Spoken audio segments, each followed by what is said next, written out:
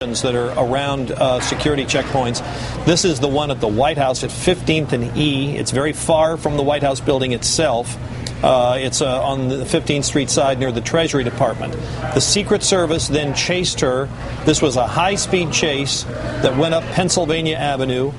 She ran several red lights, and at one point, authorities believe she was going as fast as 80 miles an hour. Then when she gets up, she passes the Capitol building. That's on the other side of the White House.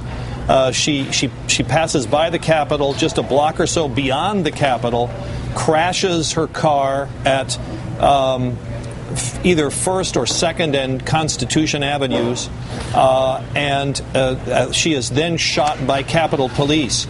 The injured officer that you saw, if you were watching us just a moment ago, who was being loaded into a helicopter, was apparently not, at least our initial information is, was apparently not shot, but was instead injured by the car, by the crash. As for this second occupant of the car, we're told it was a child in the car.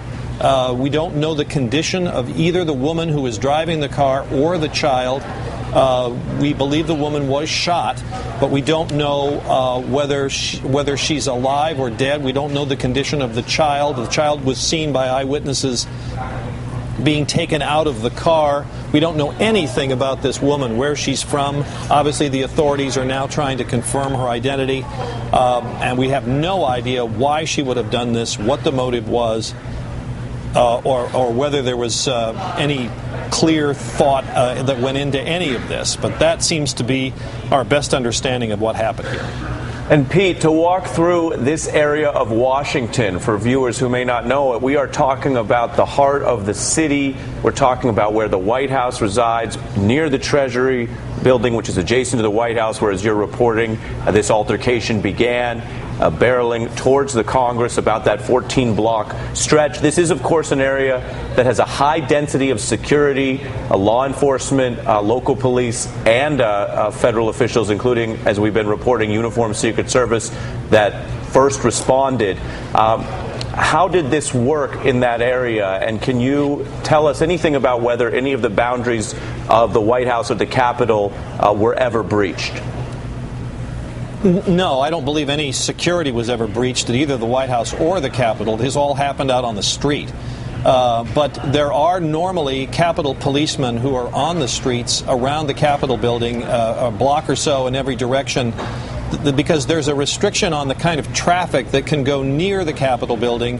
And, for example, you can't drive a large truck or a large bus directly past either the Capitol or the congressional office buildings. This is on the Senate side of the Capitol, as opposed to the House side, which is the opposite. So this is all on the Senate side. There are two Senate office buildings on the other side of the street from the Capitol. This all happened near the newer one, so-called HART, H-A-R-T Senate office building. But there would be Capitol policemen on the street, standing on the corners at all hours of the day and night. That's their normal posture around the Capitol building. But it's U.S. Capitol Police who would have been on the scene.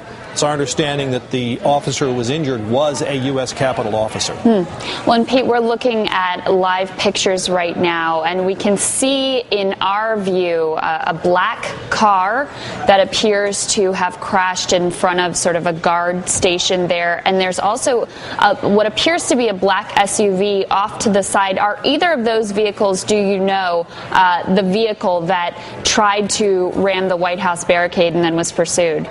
Well, I can't be 100% sure because the car hasn't been described to me in any detail, but I would guess it's the smaller, it's the sedan. Now, it could be that the black SUV is the one that pursued it, because we know that the uniformed Secret Service is the officials who first started the chase this woman in the car, in this high-speed chase up to the Capitol. And so we don't know anything about who she is or what her motive was.